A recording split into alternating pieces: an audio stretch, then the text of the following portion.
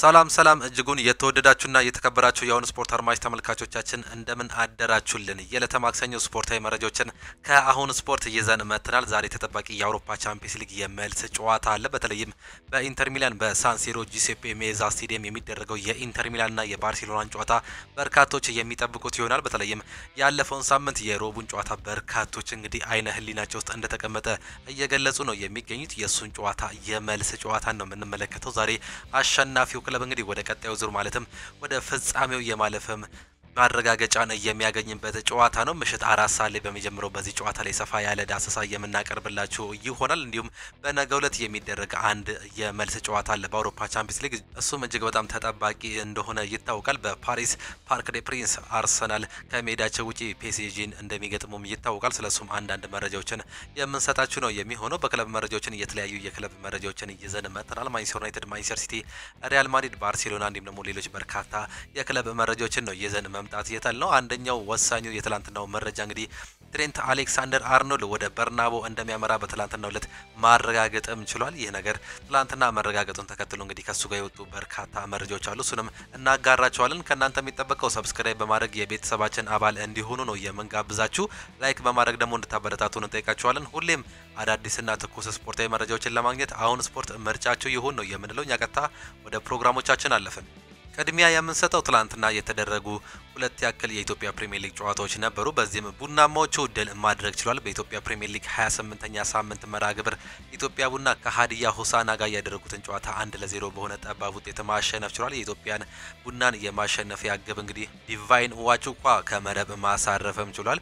ቡናማዎቹ ማሸነፋቸውን ተከትሎ አንድ ጨዋታ ከሚቀረው ከሊጉ መሪ ያላቸውን የነጥብ ልዩነት ወደ 9 ማጥበብም ችሏል። ኢትዮጵያ ቡና 45 ነጥብ በመያዝ ሁለተኛ ደረጃ ላይ የተቀመጠ ሲሆን ሀዲያ ሆሳዕና 38 ነጥብ በመያዝ ሁለተኛ ደረጃ ላይ መቀመጥም ችሏል። ቀጣይ መርሃ ግብራቸውን ስንመለከት ኢትዮጵያ ቡና ከወላይታ ዲቻ እሁድ ሲጫወቱ፣ ማክሰኞ ሀዲያ ሆሳዕና ከወልዋሎ አዲግራት ዩኒቨርሲቲ የ29ኛ ሳምንት መርሃ ግብራቸው ነው። ሌላኛው ጨዋታ በኢትዮጵያ ፕሪሚየር ሊግ 28ኛ ሳምንት መርሃ ግብር አዳማ ከነማ ከመቀሌን ሰባን እንደርታ ያደረጉትን ጨዋታ 0-0 በሆነ ውጤት ማጠናቀቅም ችሏል። የሊግ ደረጃቸውን ስንመለከት መቀሌን ሰባን እንደርታ በ29 ነጥብ 14ኛ ደረጃ ላይ የተቀመጠ ሲሆን አዳማ ከነማ በ23 ነጥብ 16ኛ ደረጃ ላይ ነው መቀመጥም እየቻለው። ቀጣይ ጨዋታቸው ቅዱስ ጊዮርጊስ ከአዳማ ከነማ እሁድ ሲጫወቱ፣ ማክሰኞ ድሬዳዋ ከነማ ከመቀሌን ሰባን እንደርታም የሚጫወቱ ይሆናል። የ29ኛ ሳምንት የኢትዮጵያ ፕሪሚየር ሊግ ጨዋታቸውን ዛሬ የአውሮፓ ቻምፒየንስ ሊግ የመልስ ጨዋታ ይደረጋል። በጣሊያን ሳንሲሮ ጁሴፔ ሜዛ ስታዲየም ላይ የሚደረገው የኢንተር ሚላንና የባርሴሎና የመልስ ጨዋታ በበርካቶች እየተጠበቀም ይገኛል። የመጀመሪያውን ዙር በባርሴሎና ስታዲየም በተደረገ ያለፈው የሮብ ጨዋታ ላይ እንግዲህ 3-3 በሆነ አስደናቂ ውጤት መጠናቀቁን ተመልክተን ነበር። በዛ ጨዋታ ላይ እንግዲህ አስደናቂ ተጫዋቾች እንዲሁም ደግሞ አስደናቂ ጎሎችን ተመልክተን ነበር። በተለይም ገና በተጀመረ በ31ኛው ደቂቃ ላይ ነበር ማርከስ ቱራም ከጉዳት ተመልሶ እንግዲህ የመጀመሪያውን ጎል ማስቆጠር የቻለው። በ20 ደቂቃዎች ውስጥ 2-0 ኢንተር ሚላን መምራት ቢችልም በመጀመሪያው አጋማሽ እንግዲህ ሁለት ጎሎች ተቆጥረውበት ሁለት አቻ ማጠናቀቅ ችሎ ነበር። እንደገና የመምራት እድሉን ቢያገኝም በአንድ ደቂቃ ልዩነት በገባበት ጎል ምክንያት እንግዲህ አቻ መውጣቱን በዛ ጨዋታ ላይ ተመልክተን ነበር። እንዲሁ ጎል አስቆጥረው እንደነበርም ተመልክተን ነበር፣ በተለይም በሄነሪክ ሚኪታሪያን አማካይነት። ነገር ግን በእግር ጣቱ ምክንያት እንግዲህ ጨዋታ ውጪ መሆኑንም በቫር አማካይነት ተመልክተን ነበር። እጅግ በጣም ለበርካቶቻችን አይነ ህሊና ውስጥ የቀረች ጨዋታ እንደሆነ በርካቶች ካሁኑ እየተናገሩ ይገኛሉ። እጅግ በጣም አስገራሚውን የባርሴሎና ስታዲየም ጨዋታን እንግዲህ በኢንተር ሚላን እንደግመዋለን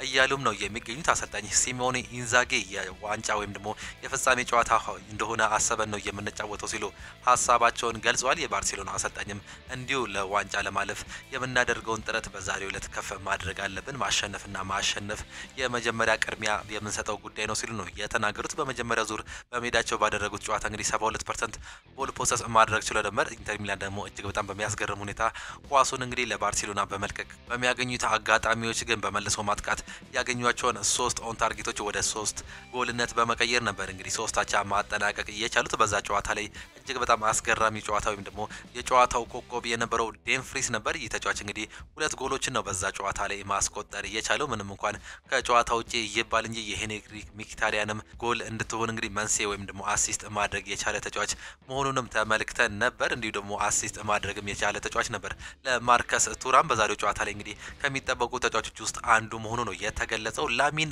ያማልም በዛሬው ጨዋታ ላይ የሚጠበቀው ይህ የ17 ዓመት ተጫዋች እንግዲህ የጨዋታው ልዩነት ፈጣሪ ሊሆን እንደሚችል እየተገለጸ ይገኛል። አሰልጣኝ ሲሞኒ ኢንዛጊ ይህን ተጫዋች ኳስ እንዳይደርሰው ማድረግ እንፈልጋለን፣ ነገር ግን ይህ ነገር የማይቻል ጉዳይ ነው፣ ላሚንን ማቆም እንዴት እንደምንችል አናውቅም ሲሉ ሀሳባቸውን ነው ካሁኑ እየገለጹ የሚገኙት። በኢንተር ሚላን በኩል በርካታ እንግዲህ በአሁኑ ሰዓት ላይ እየወጣ ደስተኛ ያደረጋቸው ጥሩ መረጃ ተብሎ የሚገለጸው እንግዲህ አጥቂው ላውታሮ ማርቲኔዝ ልምምድ መጀመሩና ምናልባት በዛሬው አሰላለፍ ላይ የመግባት እድሉም ሰፊ እንደሆነ እየተገለጸ ይገኛል። ይህን ጨዋታ እንግዲህ ምሽት 4 ሰዓት ላይ በሳንሲሮ ጂሴፔ ሜዛ ስቴዲየም በሚደረገው ጨዋታ ላይ የምንመለከት ይሆናል። እነዚህ ሁለቱ ክለቦች በተገናኙበት ጊዜ በታሪክ ባርሴሎና 10 ጊዜ እያሸነፈ ሲሆን 3 ጊዜ ደግሞ ኢንተር ሚላን ማሸነፍ ችሏል።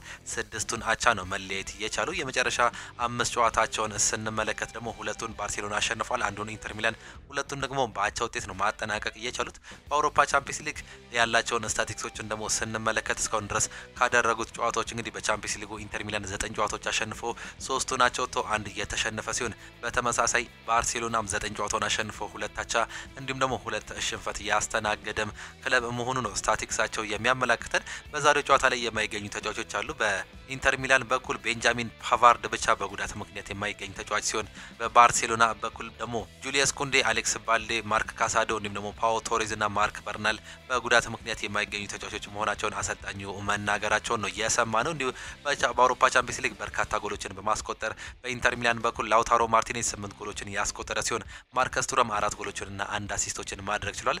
ሀካን ቻናላግሉ 3 ጎሎች እንዲሁም ደግሞ 2 አሲስቶች ያሉት ሲሆን ዴምፍሪስ ባለፈው ጨዋታ ላይ እንግዲህ 3ቱም ጎሎች ላይ መንስኤ ወይም ደግሞ የጨዋታው ልዩነት በመሆን ያጠናቀቀው በ3ቱም ጎሎች ላይ እንግዲህ እጁ የነበረው ተጫዋች 2 ጎሎችና 1 አሲስቶችን እንዳሉት ነው በቻምፒየንስ ሊጉ የሚያመላክተን። በባርሴሎና በኩል ደግሞ ራፊኒያ 12 ጎሎች እንዲሁም ደግሞ 8 አሲስቶችን በማድረግ እንግዲህ የሊዮኔል አንድሬስ ሜሲን ታሪክ መስበሩን ነው ያለፈው ጨዋታ ላይ መመልከት የቻለው። 12 ጎሎችን እንዲሁም ደግሞ 8 አሲስቶች አሉት። እንዲሁ ደግሞ ሮበርት ሌዋንዶውስኪ በዛሬው ጨዋታ ላይ ይሰለፋል ተብሎ የሚጠበቀው ይህ አንጋፋው የ36 ዓመት ተጫዋች 11 ጎሎች በአውሮፓ ቻምፒየንስ ሊጉ ማስቆጠር ችሏል። ላሚን ያማል 5 ጎሎችና 3 አሲስቶች ያሉት ሲሆን ፌራን ቶሬስ 3 ጎሎችን እንዲሁም ደግሞ 1 አሲስቶች ያሏቸው ተጫዋቾች ናቸው። ይህ ጨዋታ በበርካቶች ካሁኑ እየተገመተ ይገኛል። ምንም እንኳን ቅድሚያ ባርሴሎና ቅድሚያ ግምት እየተሰጠው ቢሆንም ኢንተር ሚላንም እንግዲህ ተኝቶ የሚያድር አይመስልም። ኢንተር ሚላን ባላቸው የተለየ ፍጹም የመከላከል ብቃት እንግዲህ ዛሬም ባርሴሎናን በሜዳቸውና በደጋፊዎች ፊት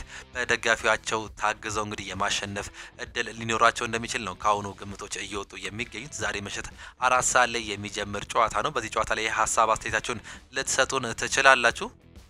የዩሮፓ ሊግ አሸናፊ ሻምፒየንስ ሊግ መግባት የለበትም ብሏል አርሰን ቬንገር። የቀድሞ የአርሰናል አሰልጣኝ አርሴን ቬንገር የዩሮፓ ሊግ አሸናፊ ወደ ሻምፒየንስ ሊግ ማምራት የለበትም ሲሉ ገስጸዋል። ዩሮፓ ሊግ የሚያሸንፍ ክለብ በቀጥታ በዩሮፓ ሊጉ በድጋሚ እንዲሳተፍ ነው ሊደረግ የሚገባው ሲሉ አርሴን ቬንገር ነው በትላንትናው ዕለት የተናገሩት። በተለይ ክለቡ በሻምፒየንስ ሊግ 5 ክለቦች ከሚሳተፍ ክለብ ከመጣ ወይም ደግሞ ከሊግ ከመጣ መሳተፍ የለበትም ሲሉ ነው የተናገሩት አሰልጣኝ አርሴን ቬንገር። አክሎም ዩኤፋ ሕጉን በድጋሚ አስመልክቶ እንዲያሻሽል ነው ጥሪ ማቅረባቸው የተመለከተው። አሰልጣኝ አርሴን ቬንገር ይህንን የተናገሩት ማንቸስተር ዩናይትድ ዩሮፓ ሊጉን አሸንፎ ሻምፒየንስ ሊግ መግባት የሚችልበት እድል ስለመኖሩ ሲነጋገሩበት በነበረበት ሀሳብ ላይ ነው ይህን ነገር የተናገሩት። ሚኬል ሜሪኖ የመልሱን ጨዋታ እናሸልፋለን ሲል ተናግሯል። የመድፈኞቹ የመሀል ሜዳ ተጫዋች የሆነው ሚኬል ሜሪኖ ቡድናቸው ምንም ማድረግ እንደሚችል ያሳየ መሆኑን ነው የገለጸው። እኛ ከየትኛው የዓለም ክለብ ጋር መፎካከር እንዲሁም ደግሞ ማሸነፍ እንደምንችል አረጋግጠናል ሲል ሚኬል ሜሪኖ ተናግሯል። አክሎም የመልሱን የፒኤስጂ ጨዋታ እንደምናሸንፍ አልጠራጠርም ሲል ነው ዝግጅቱ መደረጉን የተናገረው። አርሰናል እስካሁን በታሪኩ ዕለተ ሮብ ሀገረ ፈረንሳይ አቅንቶ ያደረጋቸውን ጨዋታዎች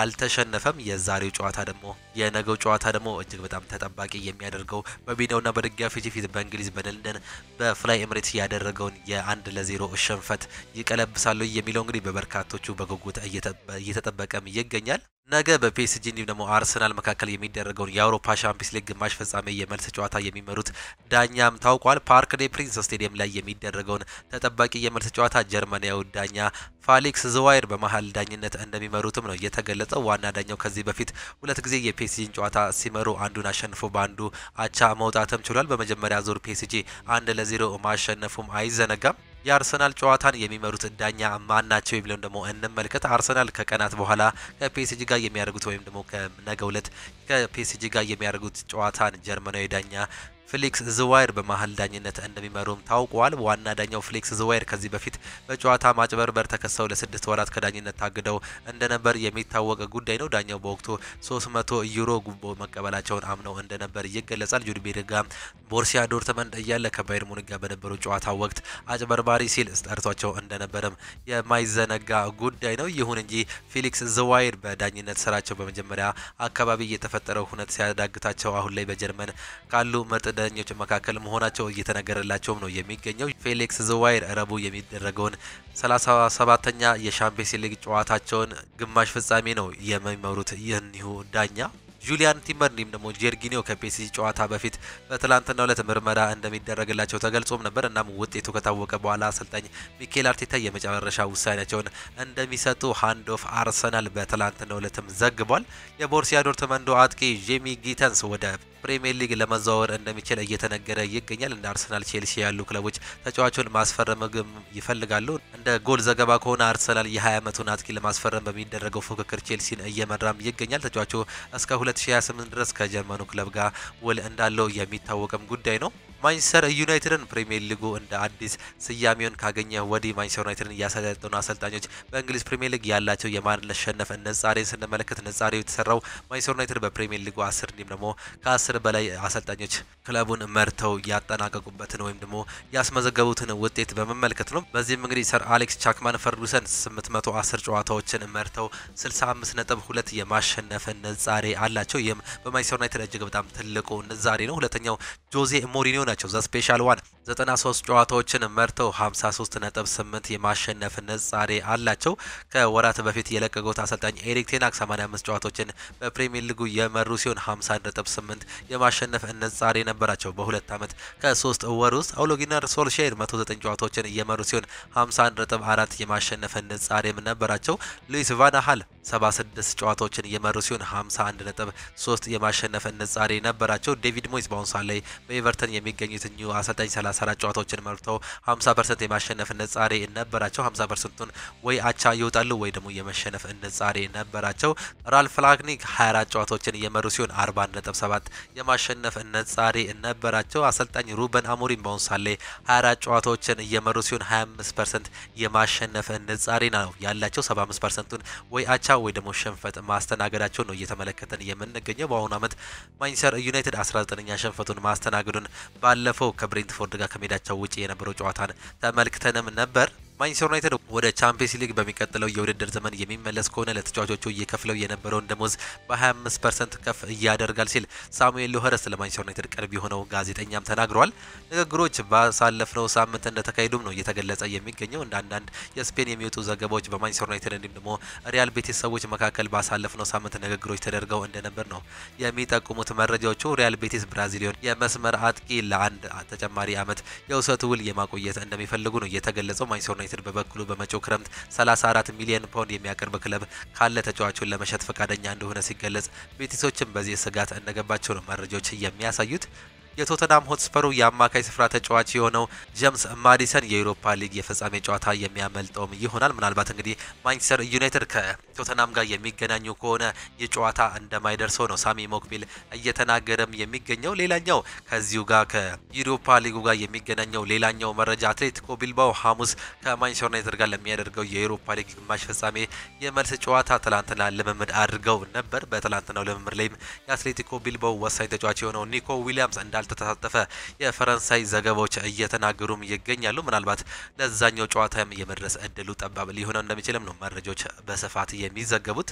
ማንቸስተር ዩናይትዶች በሚቀጥለው የውድድር ዘመን በአውሮፓ ቻምፒየንስ ሊግ ተሳትፎን የሚያደርግላቸውን ውጤት ካገኙ የ25% ብራዚሊያኑን የአታላንታ ኤደርሰንን ለማስፈረም ይንቀሳቀሳሉም ተብሏል። በቤርጋሞ ክለብ አታላንታ እየተጫወተ የሚገኘው ብራዚሊያዊ የመሃል ሜዳ ተጫዋች ኤደርሰን 50 ሚሊዮን ፓውንድ ዋጋ ተፈጥሮበታል። ነገር ግን ማንቸስተር ዩናይትዶች ኤደርሰንን ከዚህ ዋጋ እጅጉን ዝቅ ባለ የሂሳብ ተጫዋቹን የማስፈረም እድሉ እንደገጠማቸው ነው ጊቭ ሚ ስፖርት እየተናገረም የሚገኘው። ኤንዞ ማሬስካ ለቼልሲ ብሩህ ጊዜ እየመጣ ነው ሲሉም ተናግሯል። የሰማዮቹ ዋና አሰልጣኝ ኤንዞ ማሬስካ ቀጣይ ዓመት ለቼልሲ ብሩህ ነው ሲሉ አስተያየታቸውን ነው የገለጹት። አሁን ላይ ባሉን ተጫዋቾች ምክንያት መጪው ጊዜ ለቼልሲ ብሩህ ነው የሚሆነው ሲሉ ኤንዞ ማሬስካም ተናግሯል። አሁን ላይ ሙሉ ትኩረታችን ለኮንፈረንስ ሊግ ፍጻሜ ጨዋታ መድረስ እንዲሁም ደግሞ የአውሮፓ ቻምፒየንስ ሊጉን ቦታ ይዘን ማጠናቀቅም ነው ሲሉ ከአስተያየታቸው መካከል አንዱ ነው። የቼልሲ የአመቱ ምርጥ ተጫዋችም ይፋ ሆኗል። የ2024-25 የውድድር ዘመን የምዕራብ ለንደን ቼልሲ ክለብ አመቱ ምርጥ ተጫዋች ይፋ ተደርጎ ነበር። በዚህ መሰረት የመሃል ሜዳ ተጫዋች ሞይሰስ ካይሴዶ የቼልሲ የአመቱ ምርጥ ተጫዋች ተብሎ መመረጥም ችሏል። በተጨማሪ ሞይሰስ ካይሴዶ የቼልሲ የደጋፊዎች የአመቱ ምርጥ ተጫዋች ሽልማትንም ማሸነፍም ነው የቻለው። ሞይሰስ ካይሴዶ በተጫዋቾች እንዲሁም ደግሞ ደጋፊዎች በሁለቱም የአመቱ ምርጥ ተጫዋች ተብሎ የተመረጠ አራተኛው የቼልሲ ተጫዋች ሆኖም ነበር። ከዚህ በፊት ኤደን ሃዛርድ፣ ቲያጎ ሲልቫ እንዲሁም ደግሞ ኮል ፓልመር ባለፈው አመት ሁለቱንም ሽልማት በጋራ ያሸነፉ የቼልሲ ተጫዋቾችም ነበሩ። ትሬንት አሌክሳንደር አርኖልድ ሊቨርፑልን እንደሚለቅ አሳውቋል። የሊቨርፑል የመስመር ተጫዋች ትሬንት አሌክሳንደር አርኖልድ በውድድር ዘመኑ መጨረሻ ላይ ሊቨርፑልን እንደሚለቅ ነው ያሳወቀው። ትሬንት አሌክሳንደር አርኖልድ በቀጣይ የስፔን ላሊጋውን ክለብ ሪያል ማድሪድን እንደሚቀላቀል ዘ አትሌቲክስ አረጋግጧል። አርኖልድ በሪያል ማድሪድ የ6 ዓመታት ውል እንደቀረበለት ሲገለጽ ከሐምሌ ወር መጀመሪያ ጀምሮ ሎስ ብላንኮችን እንደሚቀላቀልም ነው የተነገረው። እንግሊዛዊ የመስመር ተጫዋች ትሬንት አሌክሳንደር አርኖልድ ሪያል ማድሪድን በነጻ ዝውውርም የሚቀላቀል ይሆናል። ትሬንት አሌክሳንደር አርኖልድ ይህን ከተናገረ በኋላ ለሊቨርፑል ያለኝ ፍቅር መቼም አይጠፋም ሲልም ነው አስተያየቱን የገለጸው። እንግሊዛዊ የመስመር ተጫዋች ትሬንት አሌክሳንደር አርኖልድ ሊቨርፑልን ለመልቀቅ ያለፈው ውሳኔ ከባድ እንደነበረው ነው የገለጸው። አርኖልድ ሲቀጥልም ስሜታዊ ሆኖ በታየበት የቪዲዮ ስንብት መልእክቱ ሊቨርፑልን ዓመታት በኋላ መልቀቁ እርግጥ መሆኑን ነው ያሳወቀው። አርኖልድ ለደጋፊዎቹ ባስተላለፈው የስንብት መልእክትም ይህ በህይወቴ የወሰንኩት ከባድ ውሳኔ ሲል ሀሳቡንም ገልጿል። አክሎም ሊቨርፑል ሙሉ ህይወቴ ነበር፣ ለክለቡ ያለኝ ፍቅር በጭራሽ አይጠፋም፣ በጣም አመሰግናለሁም ሲል ምስጋናውንም ማቅረብ ችሏል። አርኖልድ በመልእክቱ በቀጣይ ወዴት እንደሚያቀና ያልገለጸ ቢሆንም መዳረሻው ሪያል ማድሪድ እንደሆነ እንዲሁም ደግሞ ከዛ በኋላ በገለጻቸው መረጃዎች መካከል ለ6 ዓመታት እንግዲህ ሎስ ብላንኮቹ እንደሚቆይ ነው መረጃዎች የሚያሳዩት።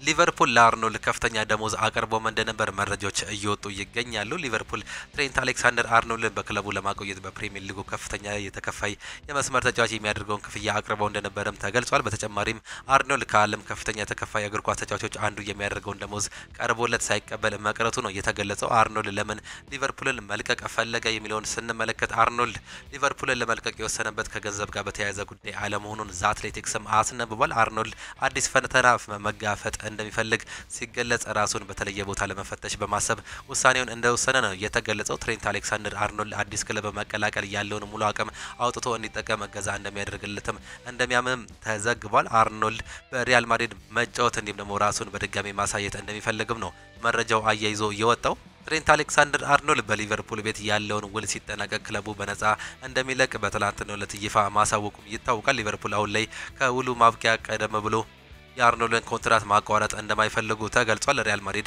ትሬንት አሌክሳንደር አርኖልድን በዓለም ክለቦች ዋንጫ ውድድር እንዲሳተፍላቸው እንደሚፈልጉ ነው የተገለጸው። ይሁን እንጂ ሪያል ማድሪድ አርኖልድን ለውድድሩ 1 ወር ቀድሞ ለመውሰድ ክፍያ መፈጸም እንደሚጠበቅባቸውም ተገልጿል። ሪያል ማድሪድ 500,000 ፓውንድ ለመክፈል ፈቃደኛ መሆኑ ሲገለጽ፣ ሊቨርፑል ግን ተጨማሪ ክፍያ እንደሚፈልግ ነው መረጃዎች አንድ ላይ እየወጡ የሚገኙት። ካርሎ አንቸሎቲ ሪያል ማድሪድን መቼ ይለቃሉ? ካርሎ አንቸሎቲ ከሪያል ማድሪድ ጋር በሚወያዩበት ወቅት ዙሪያ ተነጋግረው ከስምምነት ላይ መድረሳቸው እየተገለጸ ሲሆን ይህንንም ተከትሎ አሰልጣኝ ካርሎ አንቸሎቲ ሰኔ ላይ ሪያል ማድሪድን ለመልቀቅ ከስምምነት ላይ መድረሳቸው ዘ አትሌቲክስ አስነብቧል። አሰልጣኝ ካርሎ አንቸሎቲ ሰኔ ወር ላይ የብራዚል ብሔራዊ ቡድንን በመረከብ በወቅቱ የሚኖረውን ጨዋታዎች እንደሚመሩት ነው የተገለጸው። በዚህ ምክንያት ካርሎ አንቸሎቲ ሪያል ማድሪድን በዓለም ክለቦች ዋንጫ ላይ ውድድር ላይ አይሳተፉም የሚሉ መረጃዎች እየበዙም ይገኛሉ። በንግግር ላይ የሚገኘው አሰልጣኝ ዣቪ አሎንሶ ቀጣዩ የሪያል ማድሪድ አሰልጣኝ ይሆናሉ ተብሎ እንደሚጠበቅም አያይዞ ተገልጿል።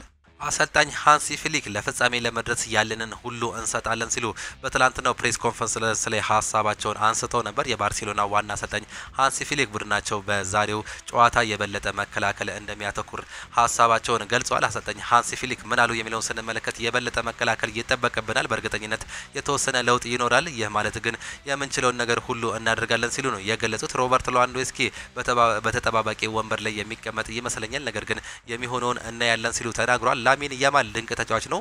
ከኳስ ጋር የሚያገናኘው ነገር አስደናቂ፣ ያለፈው ሳምንት ጨዋታ ላይ ለመመልከት አስደሳች እንደነበርም ነው ያነሱት። ሚላን ላይ የምናደርገው ጨዋታ ከፍጻሜ በፊት ያለ የፍጻሜ ጨዋታ ነው ሲሉ ሀሳባቸውን ገልጸውም ነበር። ኢንተር ሚላን ባለፈው ሳምንት እድላቸውን ተጠቅመው ዛሬ በጣም አስፈላጊው ነገር ሁሉንም ክፍተቶች መዝጋት እንዲሁም ደግሞ ሁሉንም መከላከል ላይ ማሰብሰብ እንደሚፈልጉ የገለጸ ሲሆን ለሻምፒየንስ ሊግ ፍጻሜ ለመድረስ ሜዳ ላይ ያለን ሁሉ እንሰጣለን በማለት ሀሳባቸውንም ነው መጠቅለል የቻሉት። ስፔናዊ ተጫዋች ዳኒ ኦልሞ ላሚን ያማል ሁለት ተጫዋች አያስቆመውም ሲሉ ነው የገለጸው። የባርሴሎናው የመሃል ሜዳ ተጫዋች ዳኒ ኦልሞ ኢንተር ሚላን ላሚን ያማልን በሁለት ተጫዋች ለማስቆም ማሰባቸው አይሰራም ሲሉ ነው የገለጸው። ኢንተር ሚላን አሰልጣኝ ሲሞኔ ኢንዛጊ በዛሬው ጨዋታ ላይ ላሚን ያማልን ለማስቆም ሁለት ተጫዋቾች እንጠቀማለን ብለው መናገራቸው የማይዘነጋ ጉዳይ ነው። ዳኒ ኦልሞ በበኩሉ ላሚን ያማል ሁለት ወይም ደግሞ ሶስት ተጫዋቾች ፊት መጫወት እንደሚችል አረጋግጦላቸዋል ሲል ነው የተናገረው። አክሎም ላሚን ያማል በሁለት ተጫዋቾች ካስያዙ እኛ አንድ ተጫዋች ነጻ ይሆነናል ሲሉም ተደምጧል። የሳንሲሮ ስቴዲየም ድባብ አያስፈራንም፣ የበለጠ ያነቃንቀናል፣ ከባርሴሎና ጋር ታሪክ መስራት እንፈልጋለን ሲሉ ጨምሮ መግለጹን ነው በትላንትናው ዕለት እየተመለከት ነው። ኢንተር ሚላን ተጫዋቹ ልምምድም ሰርቶለታል። ኢንተር ሚላን ወሳኝ ተጫዋቹ በትላንትናው ዕለት ልምምድ መሳተፉ ነው የተገለጸው። የፊት መስመር ተጫዋች የሆነው ላውታሮ ማርቲኔዝ እንዲሁም ደግሞ ቤንጃሚን ፓቫር በትላንትናው ላይ መሳተፋቸው የተገለጸ ሲሆን ላውታሮ ማርቲኔዝ በባርሴሎና ጨዋታ ጉዳት ካጋጠመው ወዲህ ለመጀመሪያ ጊዜ ልምምድ መስራቱንም ነው የተገለጸው። ኢንተር ሚላን ዛሬ ምሽት 4 ሰዓት ላይ ከባርሴሎና ጋር ወሳኙን ጨዋታ በጣሊያን የሚያደርግም ይሆናል። አሰልጣኝ ሲሞኔ ኢንዛጊ ጨዋታው የፍጻሜ ነው ሲሉም ነው የገለጹት።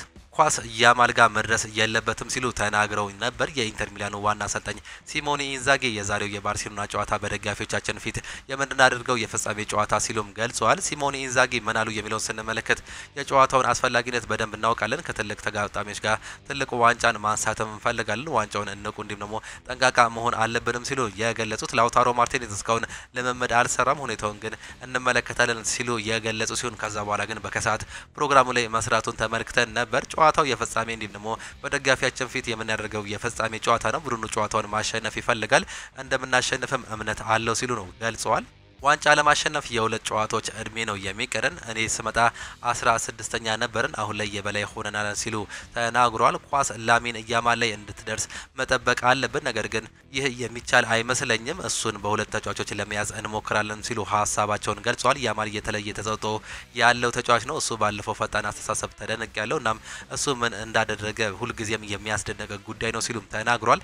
ራፊኒያ ለጣሊያን ለመጫወት ተቃርቤ ነበርም ሲሉ ነው በትላንትናው ፕሬስ ኮንፈረንስ ላይ የተናገረው። የባርሴሎናው የፊት መስመር ተጫዋች የሆነው እንዲሁም ደግሞ ካፒቴን የሆነው ራፊኒያ ከጣሊያን ብሔራዊ ቡድን የቀረበለት ጥሪ ለመቀበል ተቃርቦ እንደነበር እየገለጸ ሲሆን በ2020 ከጣሊያን ብሔራዊ ቡድን የቀረበለኝን ጥሪ ለመቀበል ተቃርቤ ነበር ሲል ራፊኒያ ሀስታይቱንም ነው የገለጸው። በአውሮፓ ዋንጫ ልሳተፍ ነበር፣ ነገር ግን እንደ እድል ሆኖ ፓስፖርቴ በሰዓቱ ሳይመጣ ቀረ ሲል ስላለበት ምክንያት ነው የገለጸው። በወቅቱ ጆርጂኒዮን ጨምሮ የጣሊያን ተጫዋቾች እንዲሁም ደግሞ አሰልጣኝ አባላት እሱን ለማሳመን ጥረት ማድረጋቸውን ያነሳው ራፊኒያ የቀረበለኝ እቅድ ትኩረቴን እሰቦት ነበር ሲል ነው የገለጸው። ነገር ግን በዛ ሰዓት ላይ በውስጥ የብራዚል ብሔራዊ ቡድን ማሊያ የመልበስ ተስፋም ነበረኝ ሲል ራፊኒያ ተናግሯል። ብራዚል የተወለደው ራፊኒያ አባቱ የዘር ሀረግ ከጣሊያን የሚመዘዝ እንደሆነም ይታወቃል።